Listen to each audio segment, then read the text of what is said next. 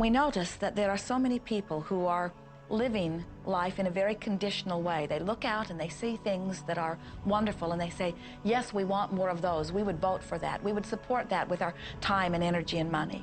But then they look out and they see things that they do not want, terrible things that they do not want to live and that they do not want to see others live. And they say, we've got to do something about getting rid of those things. But they don't realize that as they push against the unwanted, they add power to it.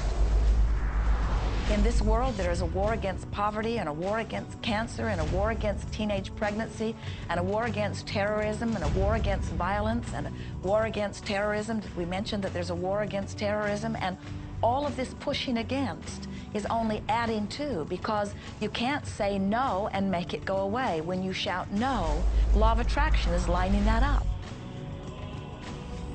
The reason that what you resist persists is because if you're resisting something, you're saying, no, I don't want this thing because it makes me feel this way, the way I'm feeling right now. So you're just putting out this really strong emotion of, wow, I really don't like this feeling, and it's there, and it just comes racing towards you. You know, the anti-war movement creates more war. The anti-drug movement has actually created more drugs because we're focusing on what we don't want, drugs. People will say, well, shouldn't I focus upon that? That is true.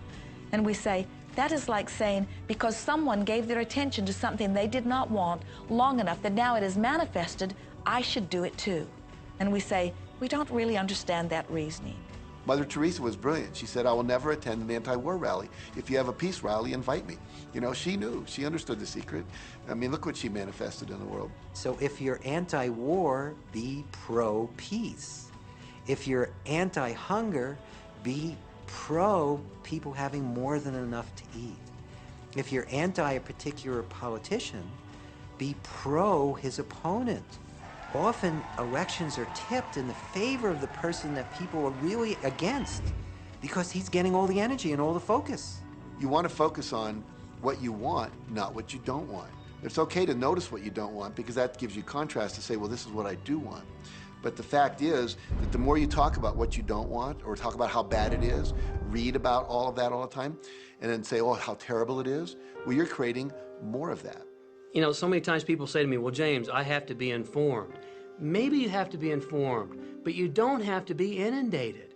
Learn to become still and to take your attention away from what you don't want and all the emotional charge around it, and place the attention on what you wish to experience. I always say when the voice and the vision on the inside become more profound and more clear and loud than the opinions on the outside, you've mastered your life. You are not here to try to get the world to be just as you want it to be. You are here to create the world around you that you choose, while you allow the world as others choose it to be, to exist also.